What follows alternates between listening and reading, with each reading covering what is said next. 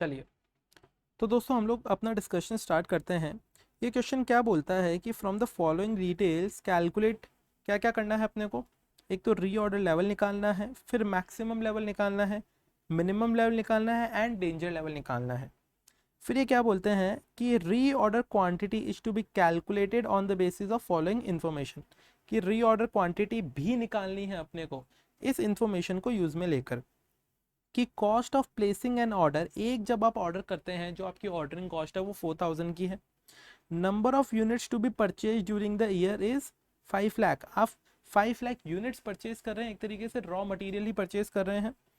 Purchase price क्या होगी आपकी, इंक्लूसिव ऑफ ट्रांसपोर्टेशन कॉस्ट, कि आपको जो रॉ मटेरियल जो सामान खरीद रहे हैं ना, लैपटॉप अगर आप खरीद रहे हैं तो अगर आप लैपटॉप बना रहे हैं तो लैपटॉप की चिप उसके लिए रॉ मटेरियल है, तो आप चिप खरीद रहे हैं।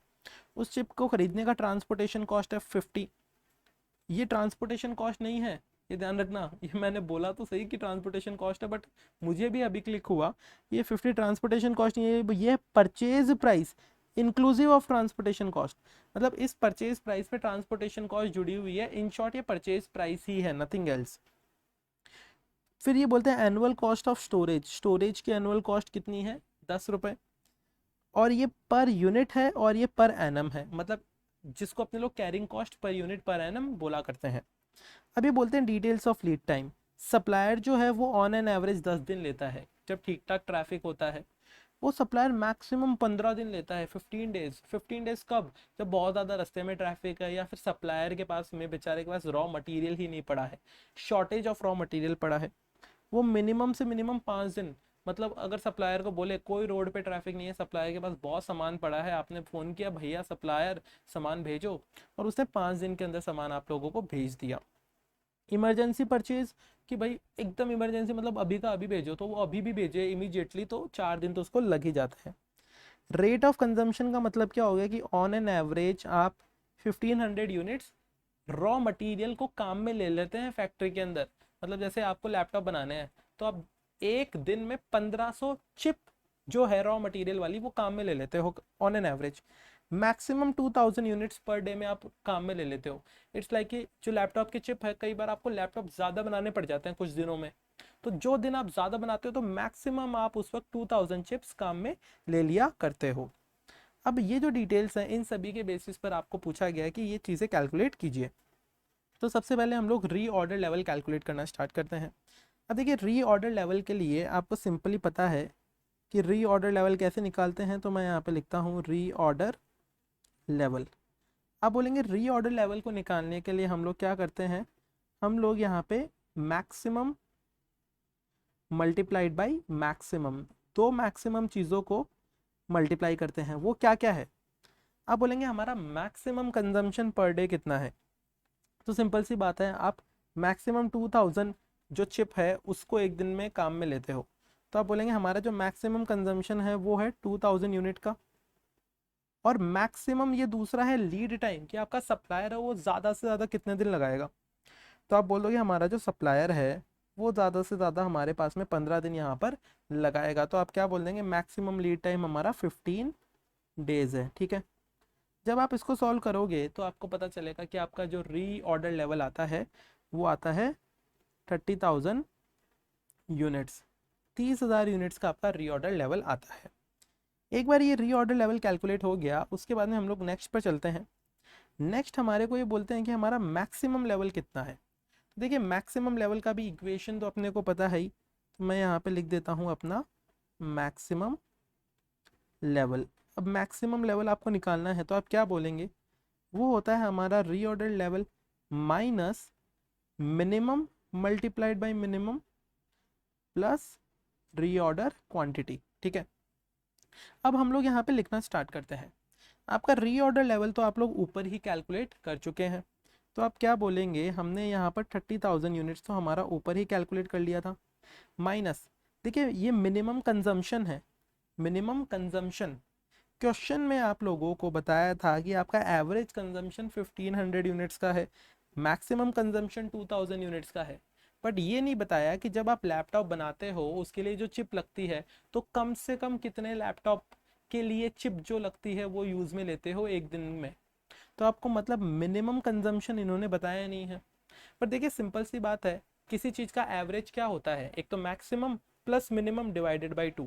तो आपको मैक्सिमम पता है, आपको एवरेज पता है, तो मिनिमम अपने आप ही आ जाएगा। तो मैं एक काम करता हूँ, उसको कैलकुलेट करने के लिए इसके ऊपर यहाँ पर एक हैश लगा देता हूँ, और फिर इस हैश को यहाँ पर डिफाइन कर देते हैं कि भाई हमारा जो एवरेज कंजम्पशन होता है वो कैसे निकालते हैं। आप बोलेंगे हम लोग क्या कर लेते हैं, मैक्सिमम कंजम्पशन जो होता है उसको ऐड कर लेते हैं हम लोग हमारे मिनिमम कंजम्पशन के साथ में, और उसको डिवाइड कर देते हैं 2 से। इस क्वेश्चन में आपका एवरेज कंजम्पशन कितना है, आप बोलेंगे यहाँ पर हमको 1500 एवरेज कंजम्पशन देकर रखा है। तो आप बोल देंगे यहाँ पर एवरेज कंजम्पशन की जगह हम लोगों ने लिख दिया कितना था, एक सेकेंड, वो था 1500। ऐसे ही आप बोलेंगे मैक्सिमम कंजम्पशन। देखिए क्वेश्चन में आप लोगों को मैक्सिमम कंजम्पशन यहाँ पर दिया हुआ है, कितना है, क्लियरली लिखा हुआ है 2000 यूनिट्स का आपका मैक्सिमम कंजम्पशन है। तो आप बोल देंगे यहाँ पे मैक्सिमम कंजम्पशन में हम लोग 2000 लिख देंगे, प्लस यहाँ पे क्या लिख देंगे, आप बोलेंगे हम लोग यहाँ पे लिख देंगे अपना मिनिमम कंजम्पशन, और इसको डिवाइड कर देंगे 2 से। ठीक है, अब इसको सॉल्व करेंगे। तो ये हो गया आपका 3000, इन दोनों को मैंने क्रॉस मल्टीप्लाई कर लिया, इन दोनों को, एंड ये आता है आपका 2000 प्लस यहाँ पर आपने लिख दिया मिनिमम कंजम्पशन। और अब आप बोलेंगे ये आता है यहाँ पे 3000 minus 2000 is equal to minimum consumption. और फिर आप क्या बोलेंगे, इसका फाइनल नंबर आता है जो कि है 1000 आपका यहाँ पर मिनिमम कंजम्पशन। तो इस इक्वेशन में आप यहाँ पर मिनिमम कंजम्पशन में 1000 को यूज़ लेंगे। और आपका जो सप्लायर है वो कम से कम कितने दिन लेता है, आपने देखा कि आपका सप्लायर जो है वो मिनिमम 5 दिन तो लेता ही लेता है। तो आपने क्या किया, आपने बोला कि वो 5 दिन तो मिनिमम लेता ही है, तो उसको मल्टीप्लाई कर दिया 5 से। प्लस अब आपको देखिए यहाँ पे री ऑर्डर क्वांटिटी चाहिए। अब अपने लोग री ऑर्डर क्वांटिटी कहाँ से लाएं, वो हमें पता होनी चाहिए, राइट।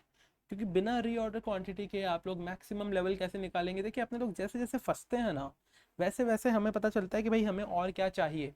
क्योंकि क्वेश्चन एकदम अनऑर्गेनाइज होता है, रियल लाइफ भी ऐसे ही होती है कि भाई जहाँ जहाँ पे आप फंसते हो फिर आप प्रॉब्लम्स को ढूंढना चालू करते हो। तो अभी आपको ROQ भी चाहिए। अब देखिए क्वेश्चन में क्या बोला था, क्वेश्चन में बोला था कि अगर आपको ROQ कैलकुलेट करना है ना, रीऑर्डर क्वांटिटी कैलकुलेट करना है, तो ये नीचे वाले इन्फॉर्मेशन को काम में लीजिए। तो अभी आप ROQ यहाँ पर कैलकुलेट करेंगे, तो इस ROQ को आप या तो स्टार लगा दीजिए या फिर इसके ऊपर वर्किंग नोट नंबर 1 2 जैसा भी आपको सुटेबल रहे वैसा आप कर सकते हैं। मैं इसके ऊपर यहाँ पे स्टार बना देता हूँ, तो मेरे को स्टार ठीक से बनाना नहीं आता, बट मैंने यहाँ पे स्टार बना दिया। ठीक है, अब मैं यहाँ पर इस स्टार को डिफाइन करूँगा कि ये मेरा जो स्टार है, अच्छा नहीं बनता है, फिर भी मैं कोशिश करता हूँ। ये मेरा स्टार बन गया। ठीक है, अब हम लोगों ने स्टार को डिफाइन करना है कि भाई यहाँ पर कैलकुलेशन ऑफ ROQ, यहाँ पे ROQ। ठीक है, अब देखिए इस क्वेश्चन में जो डिटेल्स है वो इस तरीके की है कि इस क्वेश्चन में ROQ ही EOQ है। सबसे पहले ROQ क्या होता है कि आपको जो क्वांटिटी आप मंगवाते हो ना, चाहे तो 10 मंगवाओ, 50 मंगवाओ, 100 मंगवाओ, उसको ROQ बोलते हैं। EOQ क्या होता है, जो बेस्ट क्वांटिटी है जिसमें सबसे कम कॉस्ट लग रही है आपकी, वो EOQ हो गया। अब इस क्वेश्चन में जो डिटेल्स हैं वो इस तरीके की डिटेल्स हैं कि भाई उससे EOQ ही निकलेगा। ठीक है, इसके अलावा और कुछ निकलेगा नहीं। तो इस क्वेश्चन के हिसाब से जो आपका EOQ है वही आपका ROQ बनेगा। तो आप लोगों को यहाँ पे क्या लिखना है, कैलकुलेशन ऑफ ROQ, या फिर इसको जगह EOQ, आप दोनों में से एक बातें लिख सकते हैं। अब आप यहाँ पे क्या लिखेंगे, इसका इक्वेशन लगाएंगे 2 multiplied by AO upon C, आप ये वाली बात लिखेंगे यहाँ पे। और जब आप ये वाली बात लिखेंगे तो आप बोलेंगे इसको हम लोग सॉल्व करेंगे, तो 2 मल्टीप्लाइड बाई ए का मतलब हमारा एनुअल रिक्वायरमेंट है। तो आप बोलेंगे साल भर में हमें कितने लैपटॉप के वो चिप चाहिए, तो आप बोलेंगे साल भर में हमें लैपटॉप के 5 लाख चिप चाहिए, जो कि यहाँ पे लिखा हुआ था परचेज ड्यूरिंग द ईयर, साल भर के अंदर आप 5 लाख परचेज करने वाले हैं। तो आप बोल देंगे यहाँ पे हम लोग 5 लाख लिख देंगे। ऐसे ही आपका ऑर्डरिंग कॉस्ट पर ऑर्डर कितना है, आप बोलेंगे जब हम लोग एक बार ऑर्डर करते हैं ना, तो हमारा एक बार ऑर्डर करने का कॉस्ट 4000 का लग जाता है। तो ये जो 4000 है ये हम लोगों ने यहाँ पे ऑर्डरिंग कॉस्ट पर ऑर्डर में लिख दिया। साथ ही साथ इसको डिवाइड कर देंगे carrying cost per unit per annum. एक यूनिट अगर एक साल भर तक वेयर हाउस में पड़ी रही, उस केस में आपका कितना कैरिंग कॉस्ट लगेगा।